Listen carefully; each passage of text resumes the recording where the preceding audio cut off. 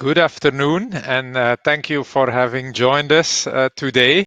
My name is Bart van de Water. I'm heading corporate communications and ESG engagement for the Nestlé team in Brussels, Nestlé covering Europe, Middle East, and North Africa. Today, we will be discussing with you a sensitive and difficult topic. Let's face it, we will discuss child labor in the cocoa production.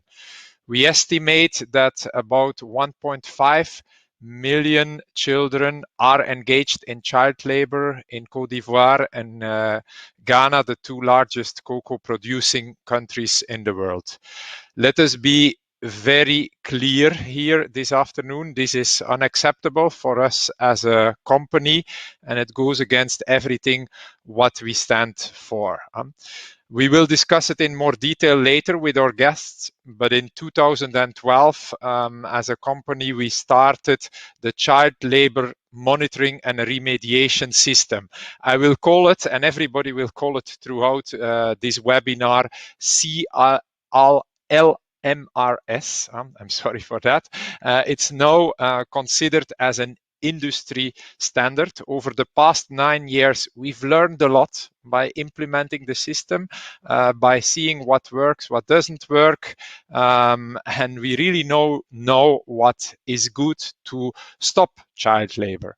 Over this same period of time, we've seen many evolutions also from the public, from investors, from legislators, and not the least here in Brussels, with the European Commission, with a zero tolerance for child labor approach. Then we have multi-stakeholder dialogues that have come together recently in Brussels, but also in the producing countries, due diligence approach, corporate governance approaches that are being discussed and that will be proposed hopefully very soon. The aim of the webinar is bring together those things that we are doing on the ground with many of you involved and many of the participants also involved, and the momentum that we see here at policy level. We have quite some speakers, but before I would like to introduce them to you, I would like to introduce you to a couple of housekeeping things, and these are on the next slide. One of the things, and that's the agenda that is on the next slide, but one of the things is basically the Q&A feature. I don't know if you see it, but there is a little box there in the middle of your screen, more or less, where with a little Q and a text box. Click on it and test it. Maybe you can just use it and type something like "good afternoon," then we will see if you found it and if it works. Secondly, I would say use that text box and question feature really to submit your questions and answers. That would be great to have them throughout the presentation so the speakers can also anticipate some of the answers already.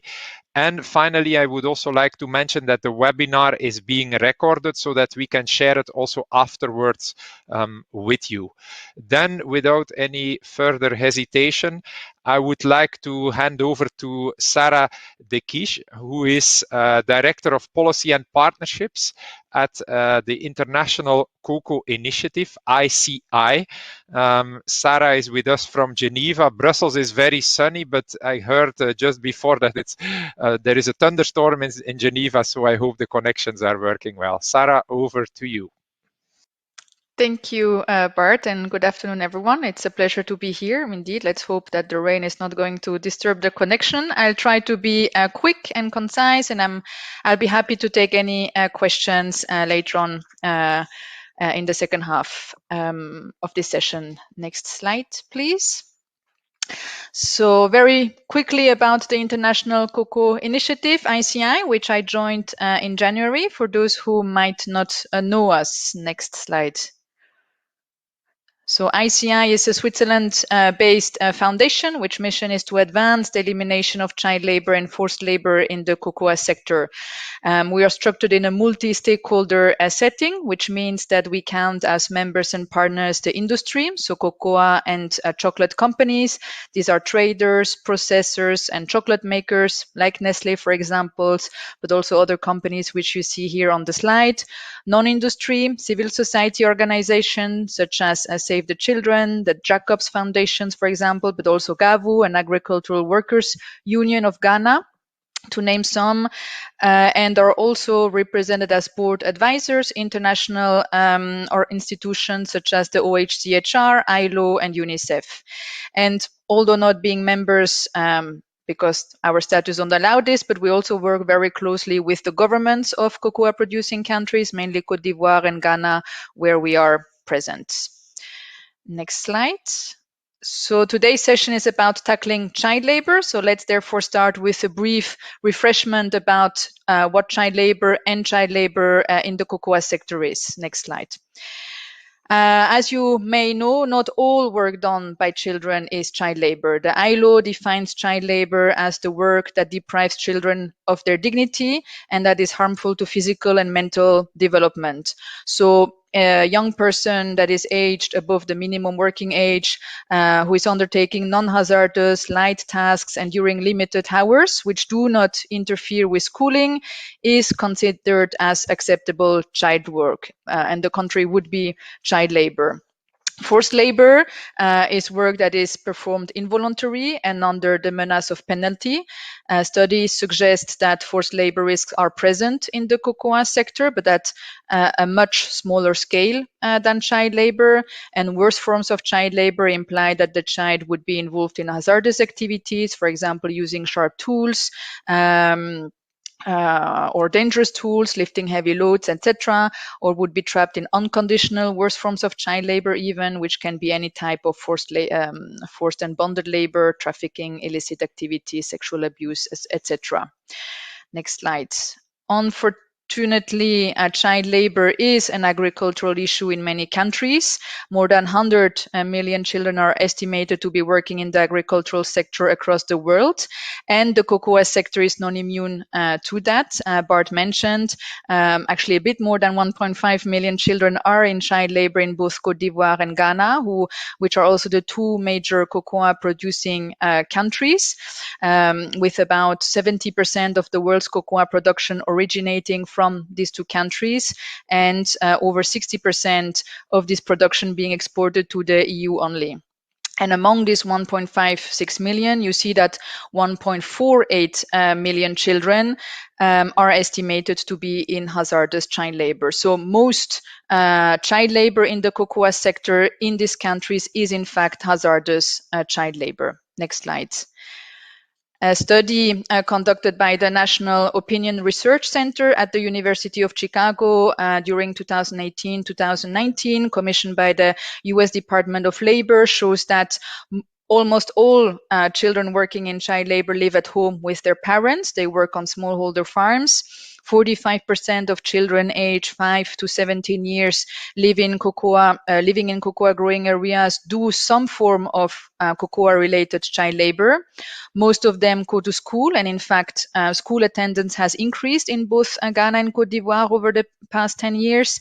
And the average reported working hours for children working in cocoa is about 8.3 hours of work per week, which is lower than 10 years ago, 10 years before, which were 10.6 hours of work were reported. Next slide. And this same study shows, as I said before, that in fact the main problem lies in the nature of the work that children undertake, with 95% of children being documented as being hazardous. And more specifically, you see the numbers here. 80% of them use sharp tools, 64% carry heavy loads, 55% are exposed to agrochemicals, and they are also likely to have sustained types of injury while working compared to children which would not be in hazardous work in cocoa. Next slide. And child labor in cocoa has different root causes. Of course, it is deeply rooted in structural poverty. We understand child labor both as a symptom and a self-perpetuating cause of poverty. And well, that's obvious. When family cannot meet their basic needs, they send their children to work to help with the household income. And in Ghana, for example, the average cocoa household income is more than 50% below the living income benchmark. Limited access to quality education is another root cause. A study that ICI has conducted indicates that in Côte d'Ivoire, for example, child labor is 60%, 66% lower in communities with the highest quality of education. Another study that we have conducted indicates a gender dimension to child labor, with child labor being slightly higher when the female parent is illiterate. And of course, we see a general lack of social norms and a lack of awareness on child labor by parents or caregivers in the larger sense as a related issue. And finally, various infrastructural problems also lead to child labor, such as the lack of registered birth certificates. And a birth certificate is a proof of legal identity, which is, among others, needed to access social service systems, education, and justice. However, 40 to 50% of births in cocoa growing regions in Côte d'Ivoire, for example, are not registered according to UNICEF. So child labor is a complex issue because it's multi-dimensional with multiple underlying factors. But nevertheless, there are reasons to be hopeful because we know more and more what works and have developed successful intervention models which are being scaled up. And that leads me to my next slides. So one of these interventions models is the Child Labor Monitoring and Remediation System, the CLMRS, as Bart mentioned. Next slide. So the CLMRS has been developed by ICI in the cocoa sector in 2012, indeed originally based on a demand from Nestlé following an independent evaluation of Nestlé's cocoa supply chain in Côte d'Ivoire that had been conducted by the Fair Labor Association in 2011 and that identified child labor in Nestlé's cocoa supply chain and made recommendations to Nestlé. Since then, this tool has been implemented within cocoa supply chains in West Africa, also by other companies. So CLMRS, it's a system which aims to prevent, identify, and remediate child labor, and which is embedded in the supply chains of cocoa and chocolate companies or in the communities they are sourcing from. It is based on the presence of facilitators. You see here the different steps being represented on this graph. Facilitators can be lead farmers or company trainers within cocoa growing communities who raise awareness on the issue of child labor and actively monitor households and farms and collect data on the situation of the children. All data is collected via smartphones and gathered on databases on which systematic analysis can be conducted, and on this basis, remediation strategies can be defined. So such a system allows to identify cases of child labor and organize supportive actions to prevent, mitigate, and remediate to the child labor risks, as I mentioned. And this can be implemented, remediation can be implemented by implementing partners, civil society, government agencies, or the private sector's companies, depending on the needs identified. And all identified cases of child labor are followed up repeatedly to determine whether remediation has successfully reduced their exposure to child labor, and therefore also allowing the system's impact to be assessed and continuously improved. Next slide, please. So from this methodology and the different dimensions of these bubbles that build the CLMRS, you may recognize here the human rights due diligence dimensions as they have been described by the UN Guiding Principles on Business and Human Rights and the OECD due diligence guidance. So I've represented here the OECD due diligence guidance steps. And indeed, it happens that the CLMRS has been designed at the time already as a tool to, as I mentioned, identify, prevent, mitigate, and remediate child labor, including monitoring implementation and results, and communicating how impacts are being addressed. So it is really used as a tool for systemic and ongoing improvement. And I'll stop it here. I look forward to answering any questions later on that. Thank you very much. Thank you very much, Sarah, from my side as well. I think it's great to hear also as a multi-stakeholder organization how you bring all these things together. And I'm sure in the Q&A at the end we will talk about how you, from your organization, we can further scale these things. But maybe first, I would encourage everyone to ask questions online on the feature, and then we will move now to Daryl High, who is our head of the Nestlé Cocoa Plan.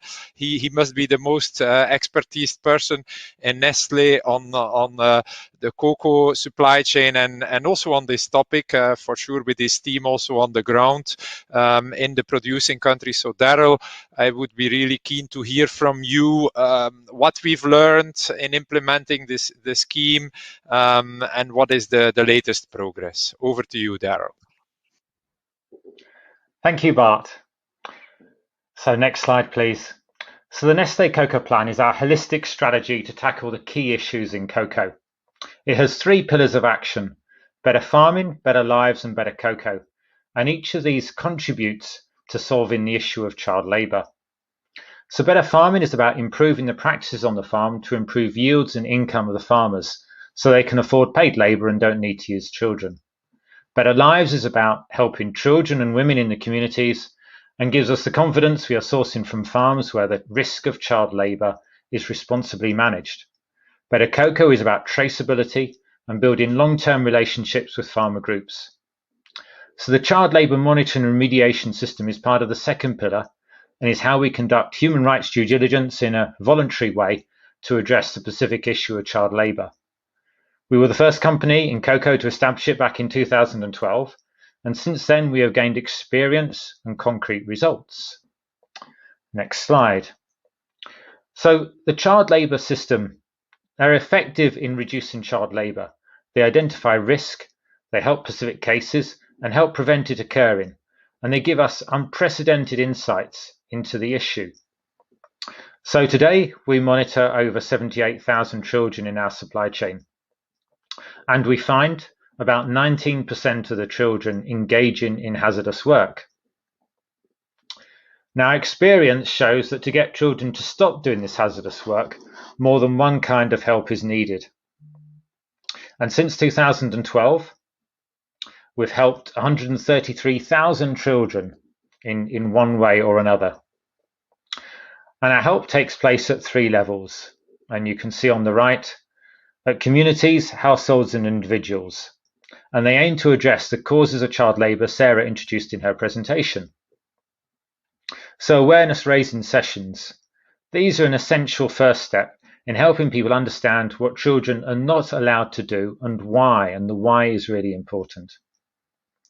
Other help, more practical, can be around gender empowerment, and literacy training is a practical example of that, or income generating activities to improve the income situation of the family. Other help is focused on education, for instance, improving facilities or helping children get access to education through birth certificates and school kits. However, we know the risk of child labour is very dynamic, and the sudden loss of a parent or older sibling may cause children to relapse into doing hazardous work. So when measuring the success rate of getting children out of child labour, we look at whether the child has stopped engaging in hazardous work for 2 visits over a period of 6 months. And with that, the percentage coming out of child labour in both those visits stands at 32%. Next slide, please.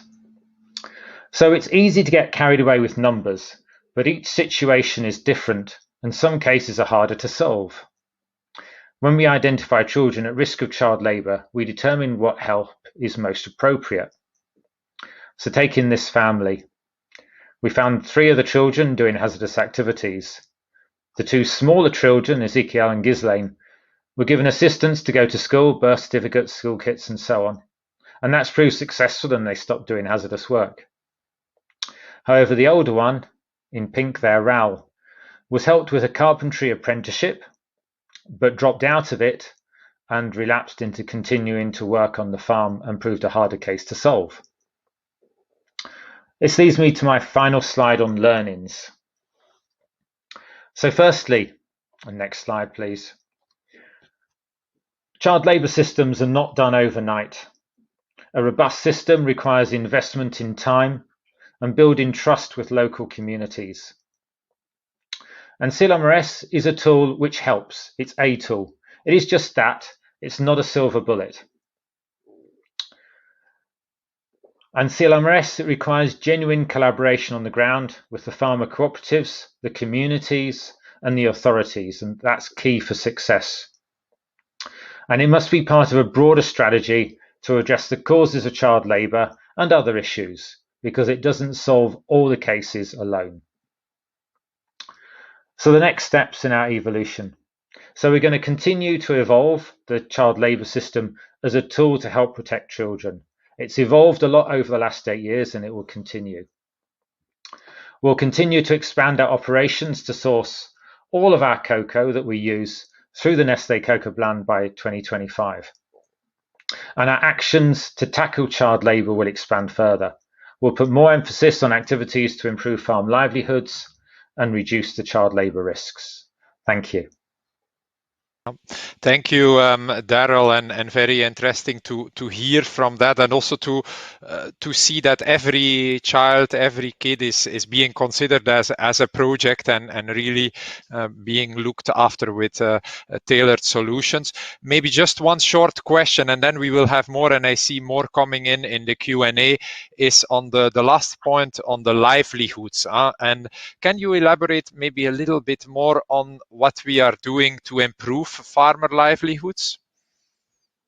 Yeah, so on top of what we mentioned in the Better Farming pillar about improving productivity on the farms to improve income, we're currently piloting a conditional cash transfer system for 1,000 farmers across 2 cooperatives. So what they stand to gain is up to €500 each, and this is across 4 KPIs for managing their farms better, especially pruning, applying agroforestry and planting shade trees on the farm, trying alternative incomes, either land-based or other, and putting their kids into school. So we're about 6 months into this pilot. KIT, the Royal Tropical Institute in the Netherlands, is helping us evaluate the work, and we'll be publishing on that later. Thank you. Yeah. Okay. Thanks, Daryl. And there is questions. Have a look already at them, and we will come back to them in the Q&A there. Then let's move to Barbara Wettstein, our Public Affairs Manager.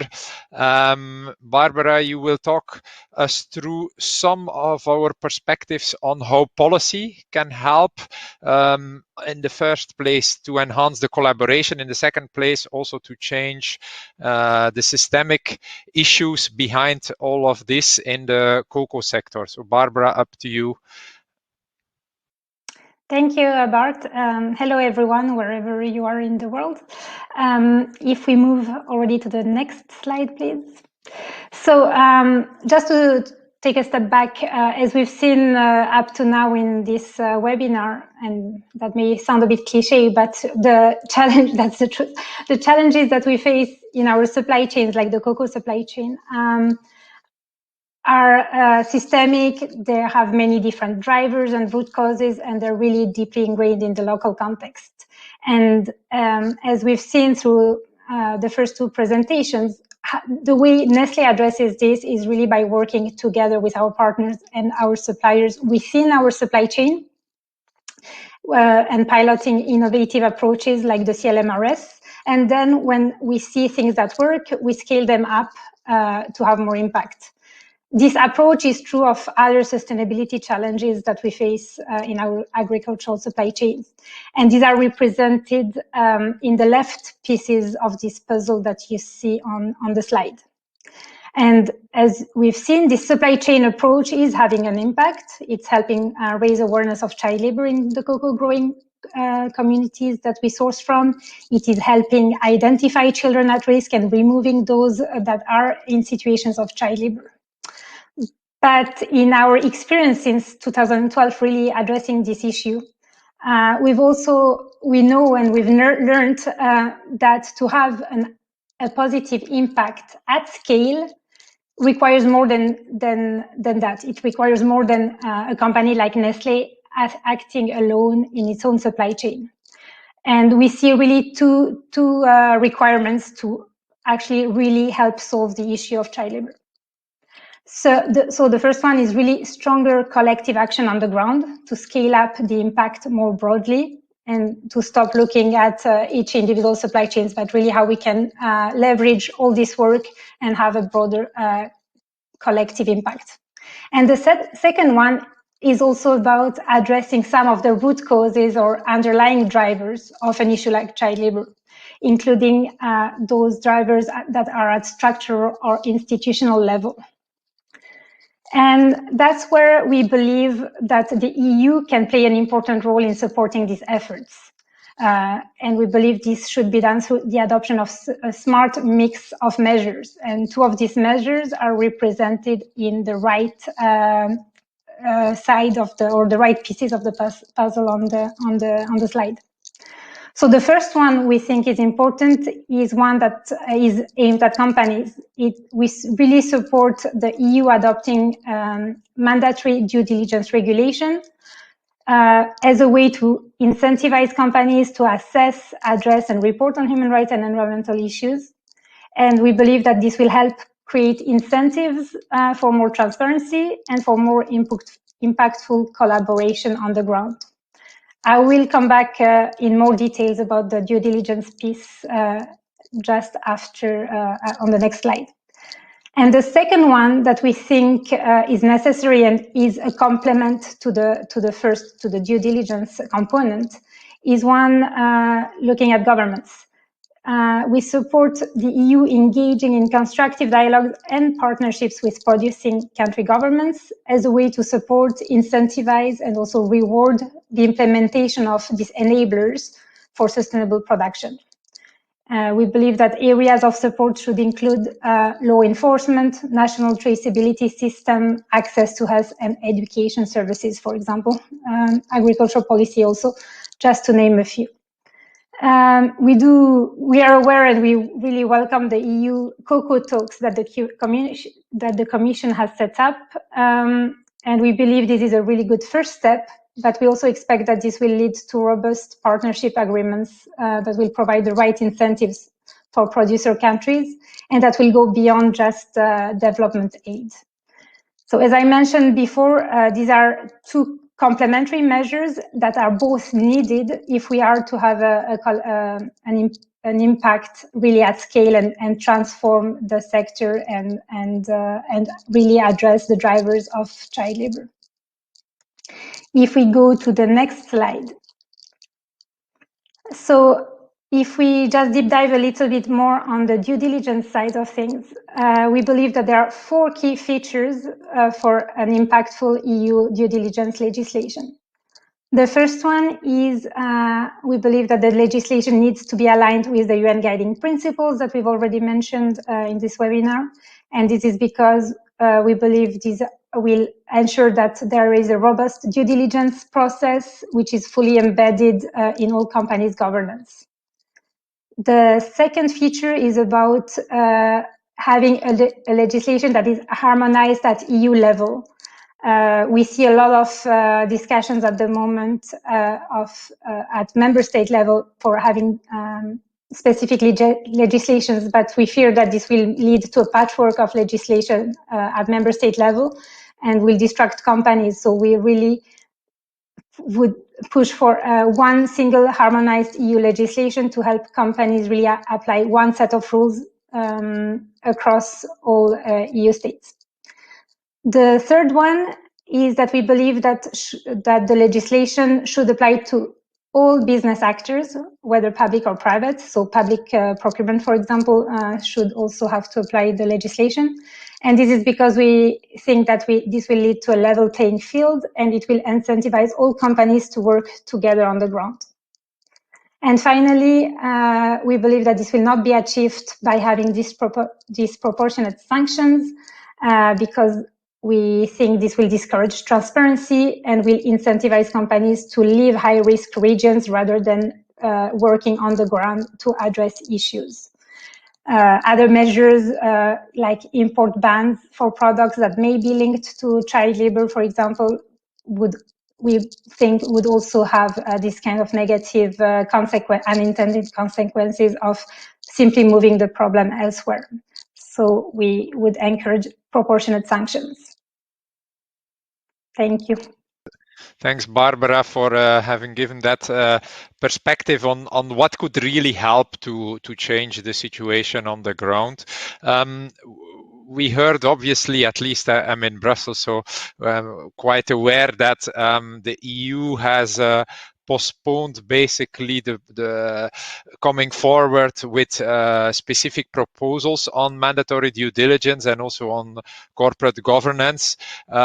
We heard in the press that some companies are really happy about that. What is the case for Nestlé? What is our view on this delay?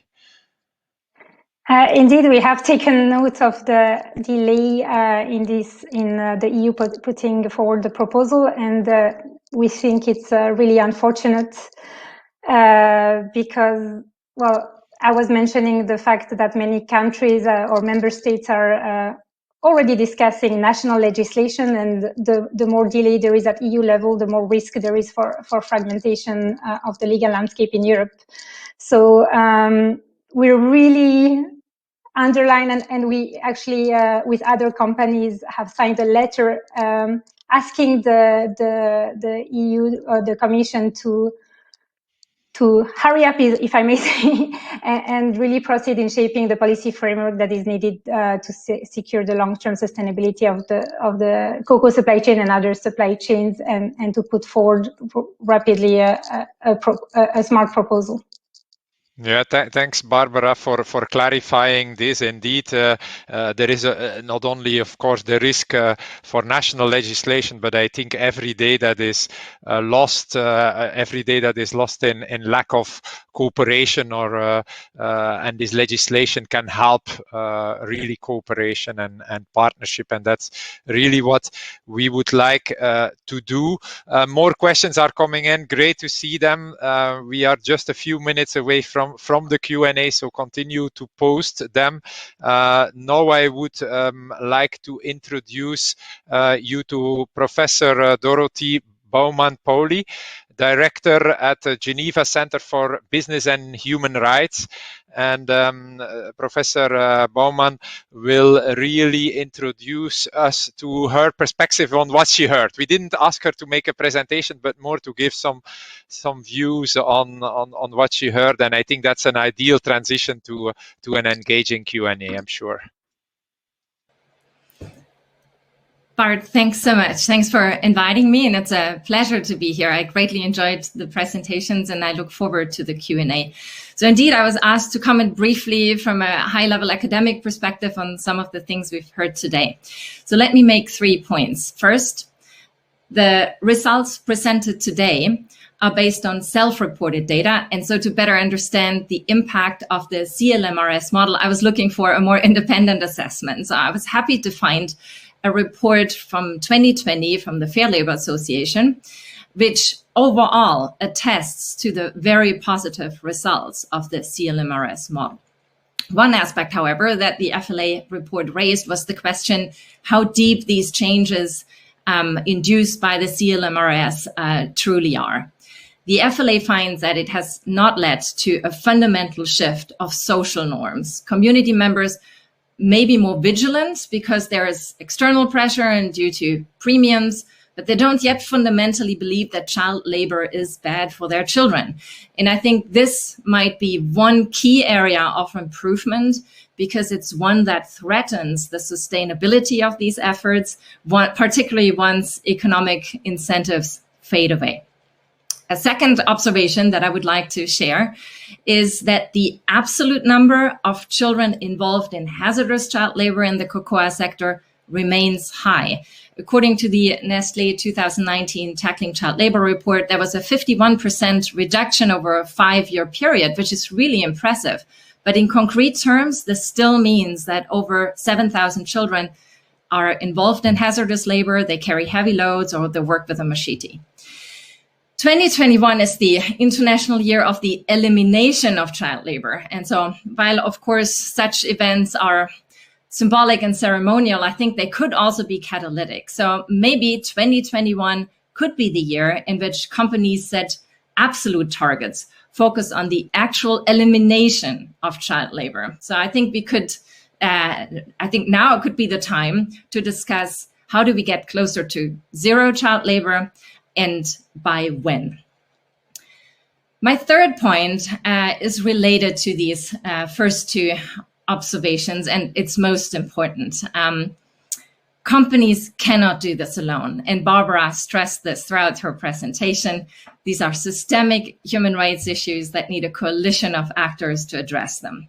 I want to highlight that I see Nestlé's initiative and engagement to tackle child labor in the cocoa sector as absolutely exceptional in the industry. They have created the CLMRS model, they share it with others, and they lead in collective initiatives like the International Cocoa Initiative. But I believe they can only advance in concert with other leading companies in the industry and also governments. And here I see an important role for the EU as a convener for multi-stakeholder dialogues that also include the governments of producer countries and local authorities that need to raise the awareness for the harmful effects of child labor, simply because they threaten their very own future. We've also seen in other sectors that only if local actors are at the table, truly sustainable solutions can be developed. I think people that are participating today are united in the objective to eliminate child labor. But for effective actions and to discuss how to share responsibility for outcomes, coordination remains highly relevant. So this is an invitation to the European Commission that has already set up the cocoa talks, and an invitation to the panelists to elaborate on this aspect, and certainly also an invitation to other companies in this industry to step up and become engaged. Thank you. Thank you, Dorothy, for that recognition, but also for the challenges obviously you brought to us, and that's also why we are here. I would first of all like to stress that at the Brussels level, we have engaged with a number of NGOs, but also competitors, and on this specifically, and suppliers as well, really to align around a number of topics that we really want policy makers to take action, but also ourselves to progress further the agenda on the ground. So that's a cocoa coalition that we have set up, and that has really led already to some momentum and support from the European Commission. We heard about the cocoa talks from Barbara and from the things that are happening in the producing countries.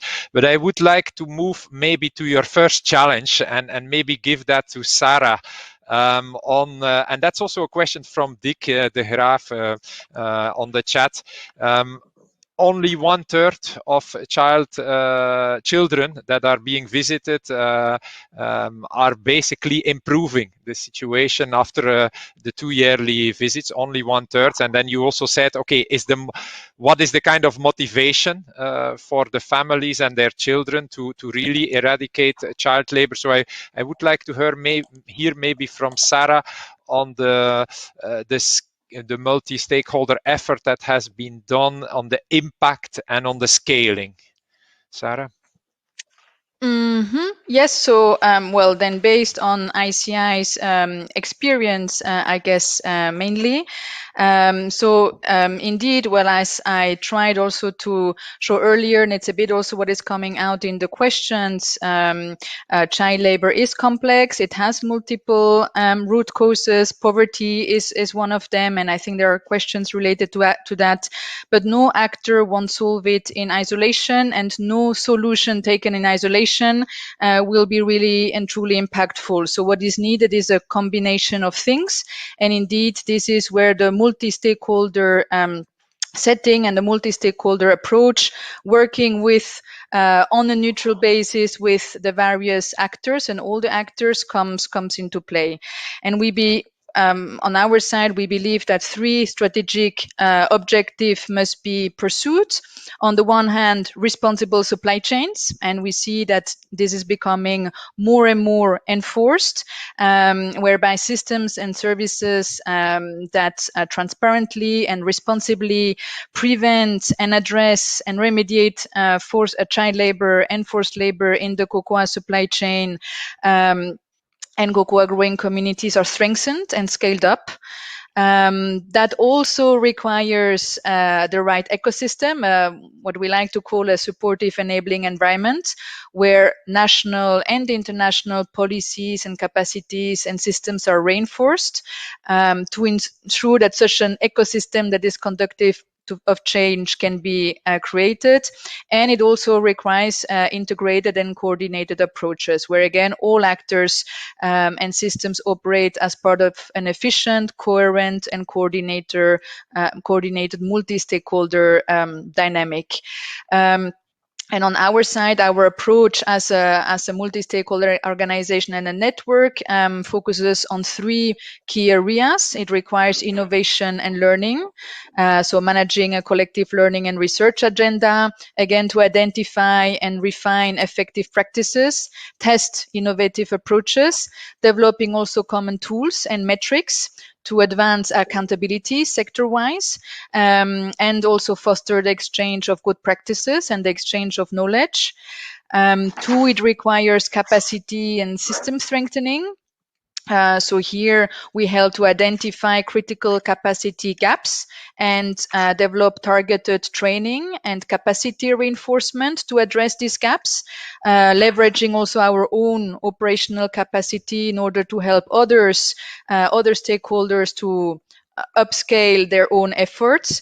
And 3, technical advocacy, which is about bringing, again, all the stakeholders together and support coordination, support alignment, and drive appropriate policies and standards, and also drive partnerships within the sector. So as a multi-stakeholder initiative, this is certainly where our value add is, and where coordinated action is needed indeed to move from a more project-based approach and impact to really impact at scale, because scale and impact at scale is what is needed in this sector on this issue. Sarah, just one follow-up on the motivation of the families really to take part. There is also a comment from Charlotte Grant on the chat. I don't know if you have seen it, but expressing a little bit of surprise in some of the statements from Professor Bowman on that the families are not really believing in the fact that they should take out their children out of child labor, where her experience is that actually it's the other way around. What is your feeling around this motivation? Any perspectives to share?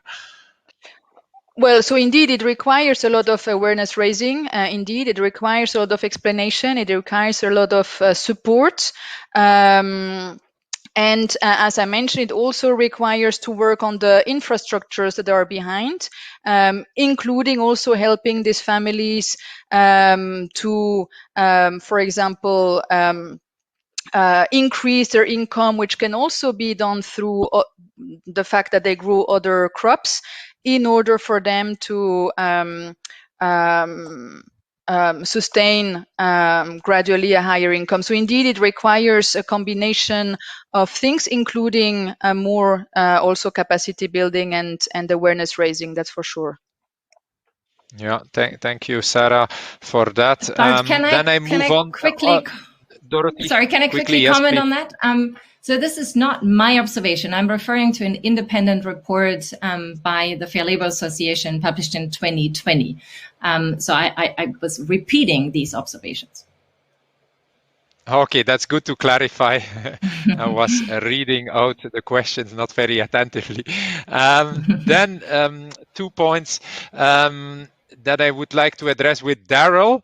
Daryl, specifically on the cocoa plan, how much cocoa comes already from the cocoa plan at this stage? You mentioned that we will go to 100% by 2025. How much is it now? It's currently about half our cocoa is through the Nestlé Cocoa Plan, and all that is all the West African cocoa plan is covered by child labour monitoring remediation systems. Yeah, exact. Then there is you've seen there is a number of questions on the farmers, and you already talked about that poverty, higher prices for cocoa beans. What is your opinion? We also got a question from Fernando, who is a human rights activist, who also brings up the question of income and of need to change the business model. Then there is another question on investors' pressure to act and to move on further than where we are today. Do you have any perspectives on that, Daryl? Yeah, income is definitely one of the root causes of child labour, as Sarah mentioned. There are several. Tackling only one of the root causes isn't going to work. We need to be tackling a group of them. So income is definitely part of it. The best way to solve that, it could be partly through price, but with price, it needs to be accompanied by supply management. As Nestlé, we're supportive of the living income differential. This is an effort by the Ivorian and Ghana governments to boost the price going to cocoa farmers. But that does remain an issue, which is one of the reasons why we're trying the pilot project, which is about conditional cash transfer to farmers. So direct to the household, to the spouse and to the farmer, rather than through the cocoa price. But yeah, that remains an issue. On the investors, yes, I'm frequently on calls with our major investors, pension funds and advisors and so on. And they are very interested in the issue of child labour in cocoa and are very attentive to the progress of our child labour system and the results we have. Thanks, Bart. Yeah, one more question is on guaranteeing to be totally free of child labor. How do you see that, Daryl? Yeah, so we're learning a lot through the child labour system. It's the first system that's really given us quantitative data on the nature of the problem, who's doing it, what they're doing, and then also helps us understand what kind of remediation works. And this responds, I think, to another question in the series. So that's really important. So we can see some progress, but clearly there's a long way to go. And I think it kind of unwise to say we're going to eliminate at such and such a date a social ill like that. But what we can do is substantially reduce it. Our progress shows that we can do a certain amount, and as we learn more, we learn what works, we try new things, then we'll make further progress. And as other people have said, by working with others as well within ICI and other structures with the EU, we'll also have more learnings across the industry to share. Yeah. Okay, thanks for now, Daryl. I move on to Barbara with a couple of more policy questions, and maybe also Professor Bouwman has some perspectives to give on this. Is really on how to engage really with cocoa producing countries without interfering in their political independence. That's one question, and I know that we have some representative from the embassy of Côte d'Ivoire, if I'm not mistaken, also on the call, and happy to have you. Then Barbara, another question is how we are looking at EU policy, because we are based in Switzerland, and if EU policy would apply to us, do we like EU legislation or global legislation? Then I think we tackled the question on the delay for us, for Nestlé. We don't want delay in due diligence legislation. We want it now and at European level. I think for now, these are the policy related questions. Barbara, if you could take some of them. Sure. So on the question regarding producing countries, and that's a question that we get not only on the child labor debate, but for all these hard topics where we need to implement enabling environments in the countries that are the producers of raw materials that we buy. the answer would be the same. It's really about engaging in dialogue and looking how we can support the objectives of these countries to both grow economically as well as produce sustainability, the raw materials that companies like us need. So it's really about engagement and dialogue. It's about incentivizing and rewarding sustainable production. More than applying a stick approach. It's really how can we work together to achieve, we're working towards the same objectives, I believe. So it's how we can work together to achieve those. Regarding EU versus global regulations, or how we see this sitting in Switzerland, or as we are headquartered in Switzerland, well, we have a great EU team based in Brussels with you, Bart. So obviously, we need to implement regulation where there are jurisdictions. So today, EU is a very important one because it covers many countries where we are present. We are also obviously interested in what's happening in Switzerland, and follow also international, so not regulations at this stage at least, but international policy dialogue. So we're really looking closely at some of the debates surrounding the UN Food System Summit, for example, and how, like, all what we've said today would apply to global policy and discussion level. Yeah, no, thanks, Barbara. And for sure, for the European Union, a majority of cocoa is obviously going to from those countries to the European Union, and that's also a reason why I think the EU can really make a lot of progress here by setting the right standards. I know I don't know, Dorothy, if you wanted to add a couple of points on policy. Maybe just one very brief remark on the delay of the mandatory human rights due diligence legislation at the European level. I don't think that should hold companies back to do due diligence anyway. The goal is not to optimize human rights due diligence. The goal is to eliminate child labor in this context. And so I think we shouldn't be too hung up by human rights due diligence or what's happening at the legislative front. I think through multi-stakeholder initiatives, the same can be achieved in a very effective way, while we are, of course, waiting for mandatory measures to come through as well. Yeah, no, fully in agreement, Dorothy, with that kind of statement. We should not wait. We have started, but I think it's more about even fostering more and going to this, eradication, which might be far away, but we need to take stronger steps. That's clear. Then I would like to go back to the Clmrs system. There is a couple of questions on how it functions, on the effectiveness, but also the lack of indicators on performance indicators on remediation. So that's quite an interesting question, maybe for Sarah. And there is a follow-up question then for Daryl, specifically on the case of the oldest son of the family that you saw, and specifically, okay, what we do in practice with cases where remediation fails. Do we give up? Do we go back? What's happening? So Sarah first, then Daryl, please. Mm-hmm. Thank you. Yes. So on the question about remediation, or that Clmrs has generated indicators to identify child labor, the none for remediation, that's in fact not true. There are indicators focused on the assistance being delivered and the impact that this assistance provided has. So that's being included.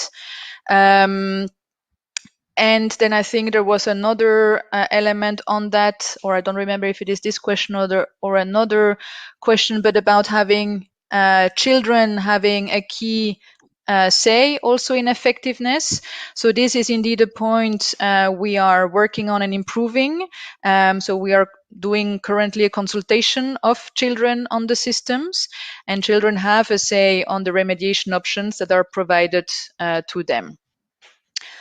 Yeah. yeah, I think that was this question here. I have seen other questions also related to the CLMRS. I don't know if you want me to take them now or later. Yeah, you can. Please, Yeah. Sarah, Okay. because they are very Okay. closely linked. Okay. Yeah, I see there was So it's one about question. Which is what about which activities are addressing children who are not living in their families, and are they also addressed within the system? So children who are not living with their biological parents are the focus of a specific attention, as they are deemed to be at greater risk of child labor. So they are being monitored like other children, but with extra care.